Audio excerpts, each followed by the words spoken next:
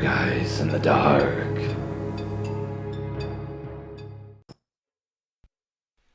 This guy that I once knew, named Larry, had a crazy eye. He was an Aryan brother, and had collapsed twice in the past few weeks from heart attacks. He wanted to ride with me. He happened to have a job offer in the city that I was going to, or so he claimed. He essentially invited himself, wouldn't let me out of his sight the day that I was leaving. Larry happened to have gotten a big amount of money from his sister, and would have taken the Greyhound to the city that he would be working out of, just 2 hours away. But he decided not to, so we ended up taking our trip. He had talked non-stop for the whole 8-hour trip. I happened to be in black and white mixed, so having this Aryan brother with peckerwood, 1488 tattoos, that he had poked into himself the past few days was sketching me out. The trip happens to go without any issues. He didn't try to kill me or anything. Didn't have a heart attack or any of that.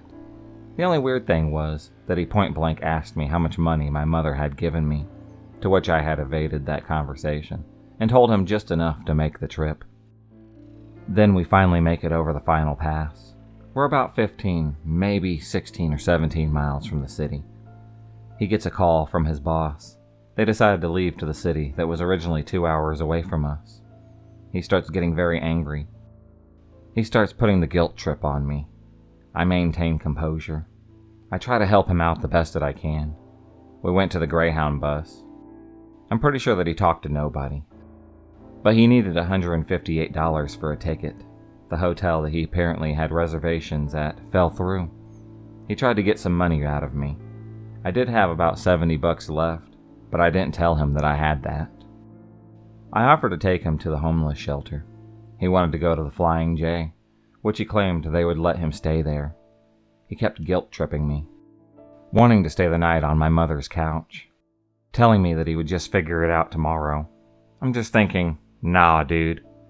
We finally get to the Flying J, and he gets out really slow, taking his stuff out like I would just feel guilty about it. No, I've had enough of this dude by this point. He goes inside the gas station. I turn my car around. I happen to leave it running while he's getting his stuff, and I get the hell out of there. Something in my gut felt like he was going to call me to turn around. Sure enough, I end up getting a call. He wants me to go pick him up. I make a lame excuse that I'm already down the road.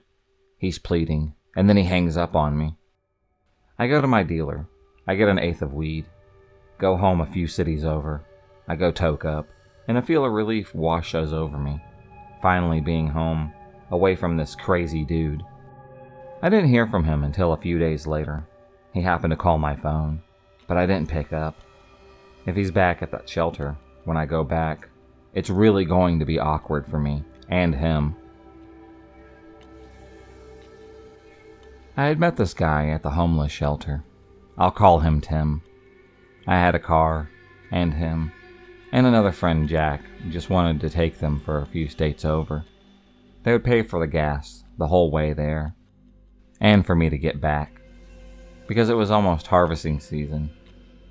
Because it was harvesting season, they would send me back with a shit ton of weed. In retrospect, it sounded too good to even be true.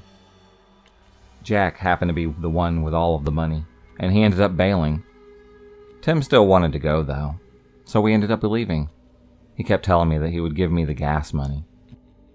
Every bank that we got to, he would give me the runaround of, this bank manager wasn't there, and that he had to go to the one over to the next town.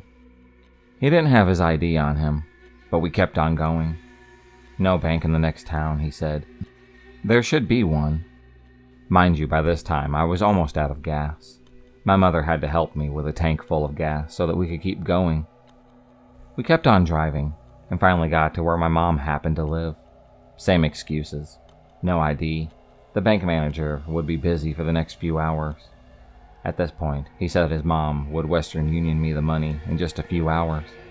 Might as well just keep going, he said. He kept on talking about the fields of pot, and when we finally got to his house, we'd roll big fat joints. Well, just a few hours later, my vehicle happens to run out of diesel in the middle of nowhere. He makes very little effort to help the situation, only telling me that his brother was an hour away with money At this point, I just look at the map. The next town, Western Union, was still an hour away, and the city that his brother was apparently at was 3 to 4 hours away. The jig was up. He had fallen asleep, and I started calling my mother and brother to send me money to help me the very next day. The next day, me and the passenger hitch a ride right into town. He tells me that he has to get a free shot of insulin at the hospital. Apparently, he happens to be diabetic. After which, we could go up the hill, where the Western Union happens to be. I had to take a crap. He happens to disappear, and I walk up the hill. There was no Western Union there.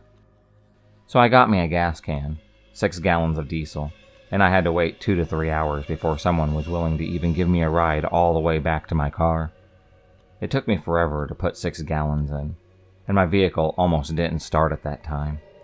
I got back home, and later on to the shelter, never hearing from him ever again, realizing that I had been duped.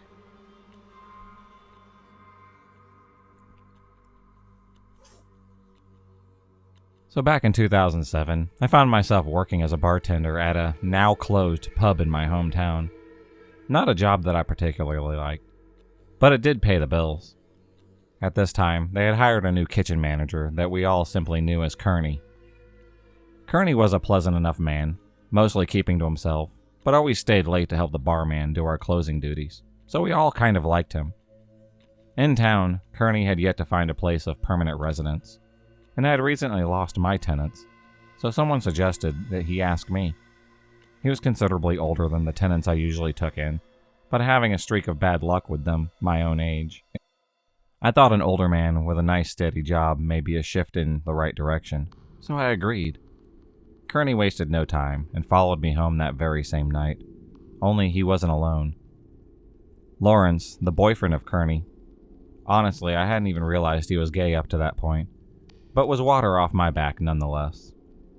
Looking back now, what really should have bothered me, though, was Lawrence's appearance. He looked like he had been sleeping on the street. So Kearney moved in. Lawrence was there a lot, too, and it was easy to know when due to his mobile ringtone, sounding like the quacking of a duckling. Kearney had some habits that were rather noteworthy to the story. In particularly, he basically never closed his bedroom door, no matter what he was doing in there. It was always open. And although he was a very heavy smoker, he never once smoked inside the house. So Kearney had been living there for about 2 weeks when I had come down with an awful case of pink eye. This being highly contagious, I was given a lease of an absence from the bartending job, and therefore decided to go wait it out at my sister's for a few days. Apparently I didn't mind giving it to her. Sorry, sis. So the day my sister was scheduled to come in to pick me up, I took a casual stroll into the bar that myself and Ben, my good friend from high school, and at that time, my coworker, had been building in my house, and something caught my eye. All our liquor bottles were completely empty. Now, those who had been frequenting my house at this time would know that we weren't just talking about 1 or 2 bottles of brandy, but bottles of whiskey, gin, vodka, schnapps, liqueurs. Basically, it was a fully stocked bar that could host a pretty big party without requiring much in the way of additions. So I called Kearney in, asking him what he knew about all this, receiving feedback that Lawrence and he had been on a slight drinking binge that had left me both furious about the thousands worth of stock they had drunk out, but also slightly impressed that he was actually still alive. Regardless, I said that I will be dealing with this upon my return. So I'm with my sister for a few days, and on Friday, I get a call from my local police department, asking me if I know a Conrad Schultz. Ironically enough, I didn't. They finally add that I will probably know him as Kearney, and that I should probably come down to the station, as they had just arrested his boyfriend, trying to sell my camera equipment. So my sister rushes me back to home, where all my camera equipment was on display at the police station. It's on this visit that I'm informed that Lawrence was actually a Navy SEAL, who got dishonorably discharged, before turning to a life of crime, and now had a rap sheet the length of the Bible. The kicker was that both he and Kearney were actually homeless men who had met at the Salvation Army.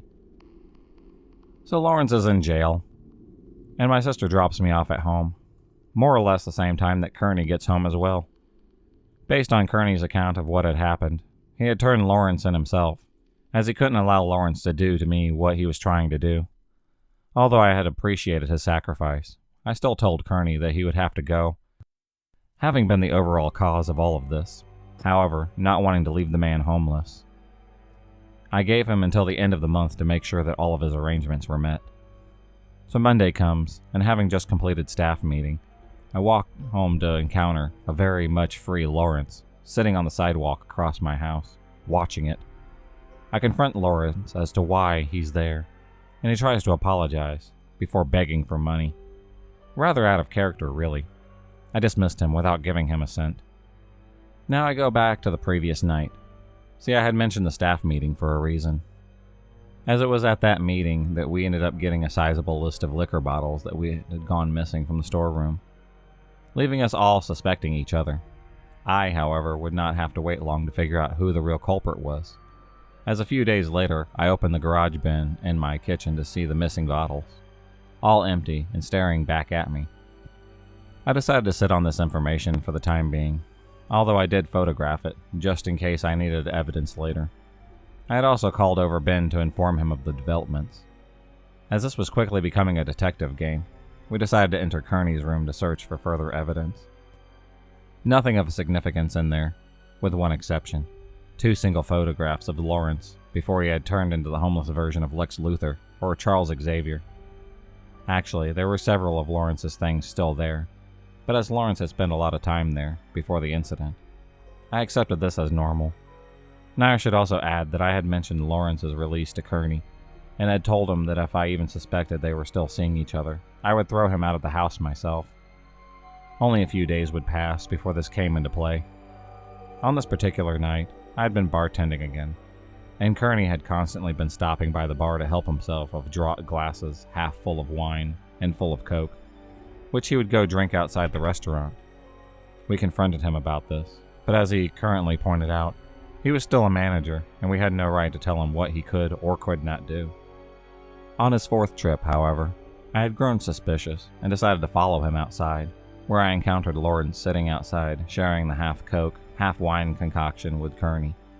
This pissed me off, so the next day I returned to the restaurant with my photographic evidence that I had handed over to the general manager, who was also kind of a friend of mine.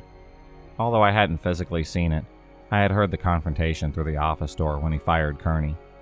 Kearney left, obviously upset, and apparently had no idea that I had been the one who had turned him in. So we had closed early that night, and I was walking home.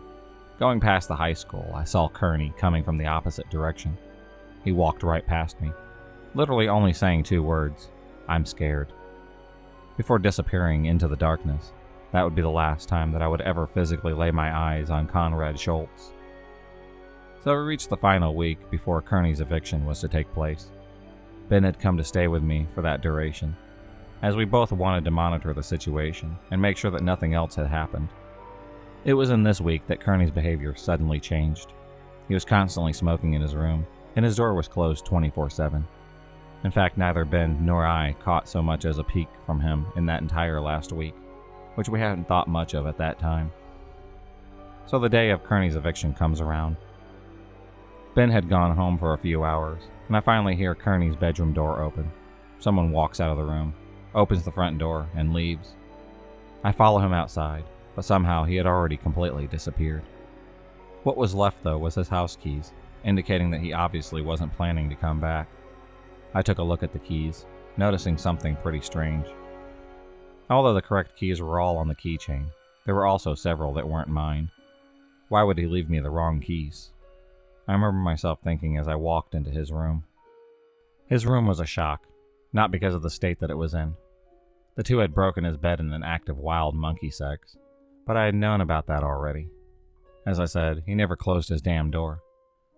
But more that he had literally left almost all of his belongings behind, one with exception. You guessed it, the 2 photos of Lawrence.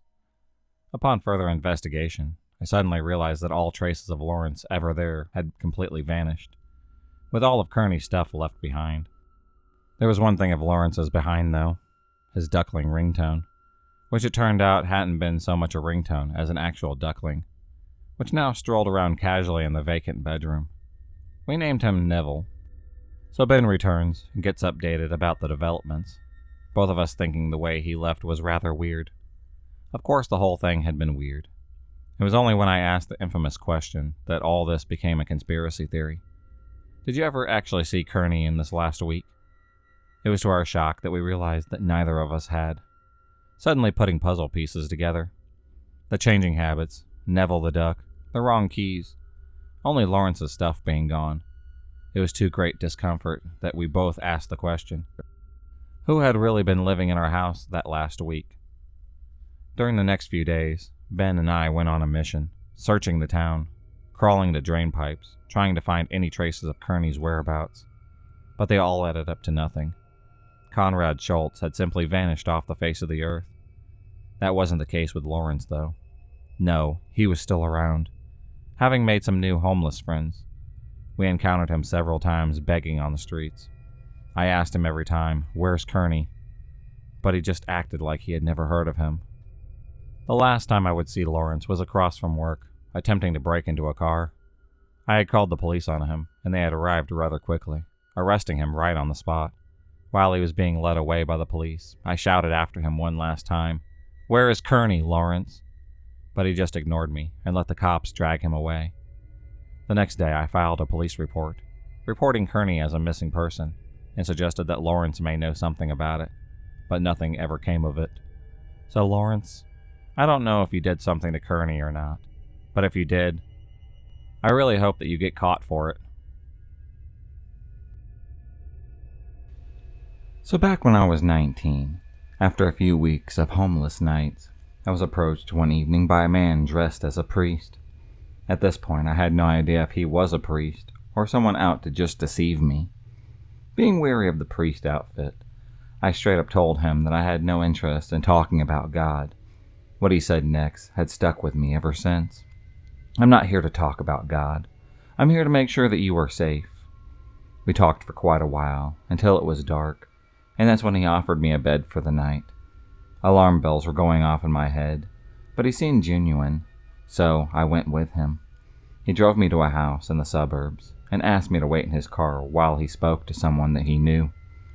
A few moments later, he returned with another man who offered to let me sleep in his garage for the night. Everything inside me was saying that this was a bad idea, but I accepted as I had nothing left to lose. The garage was pretty standard. There were tools, workbenches, etc. Except for the corner, there was a box spring and some blankets. There was a connecting door to the main house that the man had told me that he would have to keep locked during the night. He apologized, but said that he had kids in the house and couldn't take any risks. The priest asked if he could come by in the morning and come to speak with me, and then went into the house with the man. I don't think I slept at all that night. I was terrified. I had no reason to be afraid of either one of these men, as they had been nothing but nice to me this whole time. However, after living on the streets for a little while, you come to learn that nothing comes for free, and you shouldn't trust anybody at all. The morning had rolled around, and the most amazing thing happened. The man knocked on his own garage door to ask me if he could come in. This might not sound amazing, but when you've been living rough with zero privacy, someone asking if they can enter your space, which is actually his space, gives you a sense of being human once again. Someone actually respects you enough to ask for your permission. I had spoke with both of them, and the priest every day for the 7 weeks. I had slept in his garage. In between them, they managed to get me into a subsidized efficiency apartment. Think studio apartment, but a lot smaller. They also helped me get a job, and essentially my life was back on track. That was over 20 years ago, and I'll also be indebted to both of them for the rest of my life. I still send Christmas cards to the man whose garage was my home, and I had visited him 2 years ago for Thanksgiving. Sadly, the priest had passed away a few years back, but I guarantee you that if there really is a heaven, he got fast-tracked it in, no matter what, because that man truly had a heart of gold. If you enjoyed this video, please subscribe, like, and hit the bell for notifications on future videos, and become a stalker of the night, and I'll see you next time.